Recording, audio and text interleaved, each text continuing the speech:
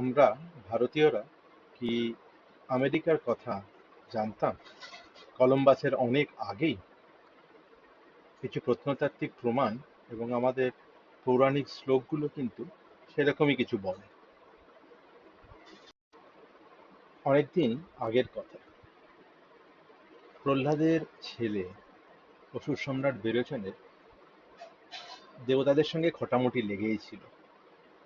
ছোটখাটো বিষয় নিয়ে যুদ্ধ হচ্ছে। শেষের দিকে এই যুদ্ধ বিগ্রহে ক্লান্ত হয়ে তিনি এমন একটা দেশ খুঁজছিলেন যেখানে তিনি শান্তিতে রাজত্ব করতে পারবেন। একদিন বিরোচন বেরিয়ে পড়লেন পাতালের উদ্দেশ্যে। খুঁজে বার করলেন পাতালের 6টি স্তর: অতল, ভিতল, নিতল, গভস্তিমত, মহাতল, সুতল এবং পাতাল। এগুলো সবই ছিল খুব সমৃদ্ধ জায়গা।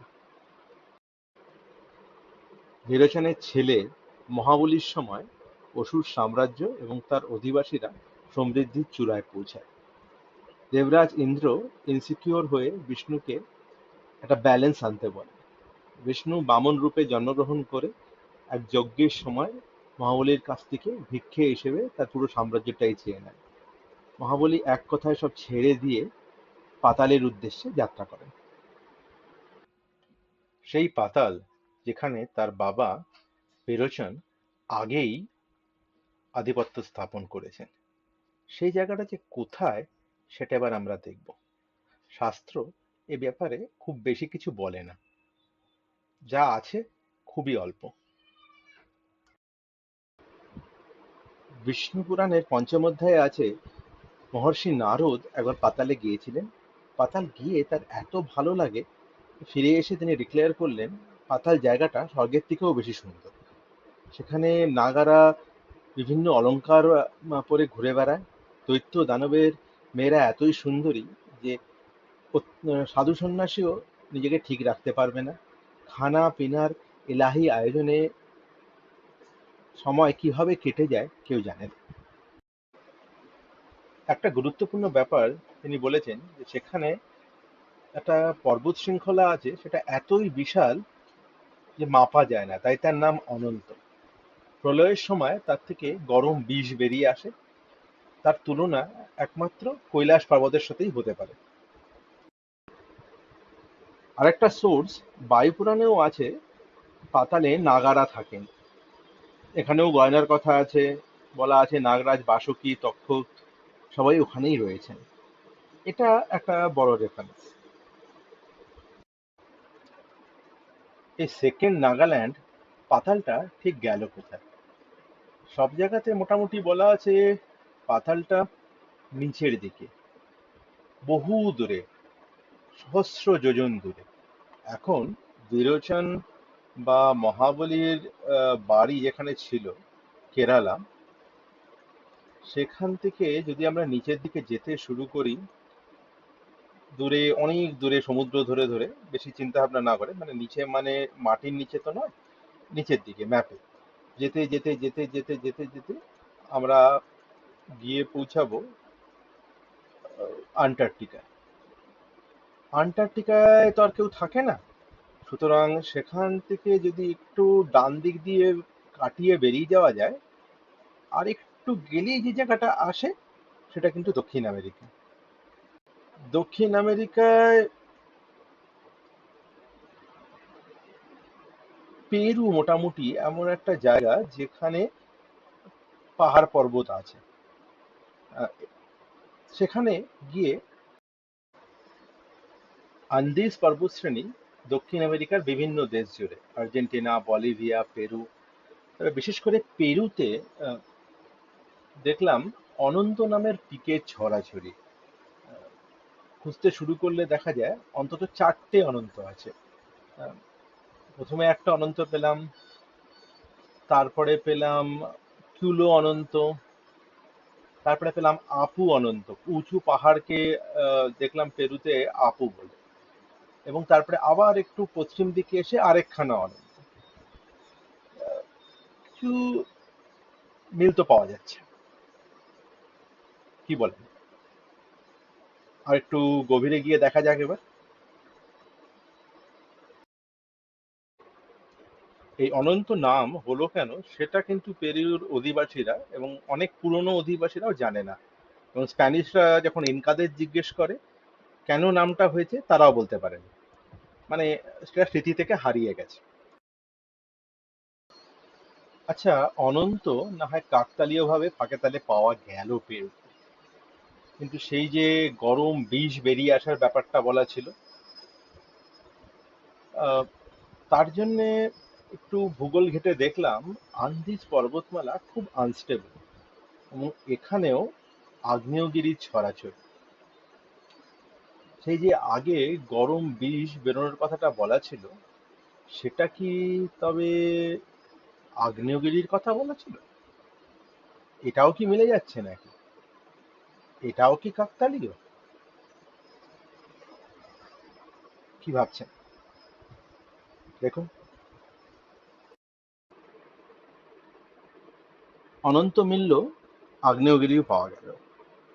আচ্ছা, সেই নাগাদের কি হলো? এবং এটা তো একতরফা কথাবার্তা, আমরাই বললাম এখান থেকে ওখানে গেছি, এখানে থেকেছি। যেখানকার কথা বলা হচ্ছে সেইখানে কি কিছু পাওয়া গেছে যেটা দিয়ে এটা কনফার্ম করা যায়? সমগ্র দক্ষিণ আমেরিকায় বিভিন্ন উপজাতিদের মধ্যে ইনকা সহ ভিরা কোচা বলে এক ভগবান বা মানুষের কথা আছে, যিনি পশ্চিম দিকের মহাসাগর থেকে এসে আহ, দক্ষিণ আমেরিকায় ঘুরে বেড়ান এবং তাদের সভ্য করে তোলেন, তারপরে একদিন আবার পশ্চিম দিকের সমুদ্রেই চলে যান। এবং তার যা বর্ণনা পাওয়া যায় তার সঙ্গে বিরোচনের একটা মিল থাকলেও থাকতে পারে।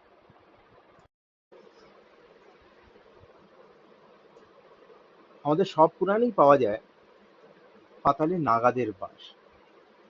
নাগরাজ, বাসুকি, তক্ষক সবাই তাদের দলবল নিয়ে পাতালেই থাকেন। এবং ইনকা সহ বিভিন্ন দক্ষিণ আমেরিকার উপজাতিদের মধ্যেও সাপ একটা ভালো ব্যাপার, মানে সাপকে রীতিমতো পুজো করা হয়। আমারু বলে একজন সর্প দেবতা আছেন, যার অনেকগুলো মাথা। আবার দেখুন, আমাদের বাসুকিরও অনেকগুলো মাথা। এই সাপ ব্যাপারটা বা নাগাদের ব্যাপারটা আরেকবার এসছে মহাভারতে, যখন জনমেজয় তার বাবা পরীক্ষিতের হত্যার প্রতিশোধ নেওয়ার জন্য সর্পমেধ যজ্ঞ শুরু করেন। পরীক্ষিত নাগাদের দ্বারা খুন হন, এবং তখন আস্তিক এসে সেই নাগাদের রক্ষা করেন এবং তাদের নিয়ে আবার পাতালে চলে যান। দক্ষিণ আমেরিকার অ্যাজটেক এই উপজাতিদের সাথে আহ, শব্দগতভাবে দেখুন আস্তিক এই কথাটার খুব খুব মিল আছে। পুরাণগুলোতে পাতালের কথা এর থেকে বেশি আর বলা নেই। তারপরে পাতালের খবর পাওয়া যায় রামায়ণে এসে। কিভাবে বলছি।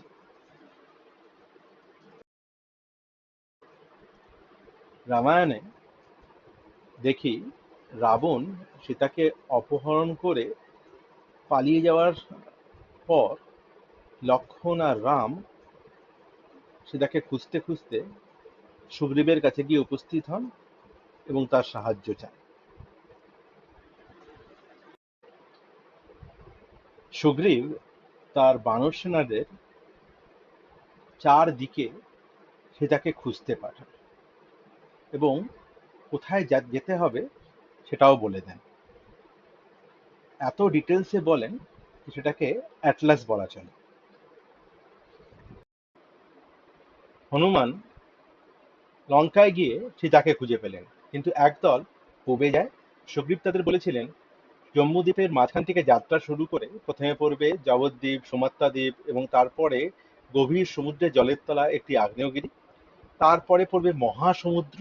সেই শান্ত মহাসমুদ্র পার করে যেখানে গিয়ে পৌঁছাবে সেখানে থাকবে একটি বিশাল পর্বতমালা, তার কিছু অংশ বরফে ঢাকা, এবং তার নাম অনন্ত। সেই অনন্ত আবার ফিরে এসেছে। তারপরে একটি আইডেন্টিফিকেশন মার্ক দেওয়া আছে। কিরকম? কেমন আইডেন্টিফিকেশন? সুগ্রীবের কথায় ত্রিশিরা কাঞ্চন কেতু তাল তস্য মহাত্মন স্থাপিত পর্বতস্য অগ্রে বিরাজতি স বেদিকা। তার মানে পাহাড়ের গায়ে খোদিত আছে একটি বিশাল ত্রিশূলাকৃতি চিহ্ন, বেদী সহ। ত্রিশূলের হাইট বিশাল লম্বা, এটা মনে রাখবেন। এটি বানানো হয়েছিল পূব দিকের সীমা নির্ধারণ করতে, অনন্তদেবের ত্রিশূল। এরপর আমরা সুগ্রীবের অ্যাটলাস মেনে যাত্রা শুরু করি। জম্মুদ্বীপের মাঝখান, সে সময় উজ্জয়িনী নগরীকে ধরা হতো। উজ্জয়িনী নগরী থেকে যাত্রা শুরু করে পূব দিকে যেতে হবে। উজ্জয়ন থেকে যাত্রা শুরু করে পূব দিকে যদি আমরা যেতে শুরু করি, তাহলে সুগ্রীবের ডাইরেকশন মেনে প্রথমে যেতে হবে ইন্দোনেশিয়ার সুমাত্রা আইল্যান্ড, তারপরে আরেকটু দূরে গেলে জাভা আইল্যান্ড। দেখুন কিরকম মিলে যাচ্ছে, এই পর্যন্ত কোনো ভুল নেই, আমরা সুন্দর যাচ্ছি। তারপরে আসছে আগ্নেয়গিরিটা। এরকম আগ্নেয়গিরি কি সত্যিই আছে নাকি? জলের তলায় আগ্নেয়গিরি, বিশাল বড়, যেটা প্রলয়ের সময় অ্যাক্টিভ হতে পারে। একটু খোঁজাখুঁজি করে দেখলাম যে হ্যাঁ, এরকম একটা আগ্নেয়গিরি ওই ডাইরেকশনে আছে বটে। তার নাম ওয়েস্ট মাটা। বেশ নামজাদা আগ্নেয়গিরি। যাহ, জলের তলার আগ্নেয়গিরিটাও মিলে গেল যে। এই যে দেখি সবই মিলে যাচ্ছে একে একে, কি ব্যাপার কে জানে। এরপর প্রশান্ত মহাসাগর পার করতে হবে। আমরা চটপট পার করে এলাম, কিন্তু জেনারেলি আরো অনেক টাইম লাগবে এটা পার করতে। এবার পার করে ওই লাইন বরাবর আবার পেরুতে এসে পৌঁছেছি, এবং দেখুন কোথায় এলাম। এই জায়গাটার নাম ক্যান্ডেলেব্রো ডে প্যারাকাস, বা ইংলিশে ক্যান্ডেলেব্রা অফ প্যারাকাস, মানে মোমবাতির স্ট্যান্ডের মতন ব্যাপার। এবার সেই শ্লোকটা মনে করুন। ত্রিশিরা কাঞ্চন কেতু তালতস্ম মহাত্মনা স্থাপিত পর্বতস্য অগ্রে বিরাজতীশ বেদিকা। ত্রিশূলের মতন স্ট্রাকচার, বেদি সহ। দাঁড়ান, আস্তে আস্তে এটাকে একটু ঘুরিয়ে দেখাই, দেখালে আপনারা বুঝতে পারবেন। দেখুন ঘুরে যাওয়ার পরে কিন্তু ব্যাপারটা স্পষ্ট। মিল পাচ্ছেন? আমি তো পেলাম। এবার ভেবে বলুন, এইসব খাপে খাপে মিলে যাওয়া, এগুলো কি সবই কাকতালীয়, সবই গাল গল্প, নাকি সত্যি আছে? আমি আমার উত্তর পেয়ে গেছি, আর আপনারা?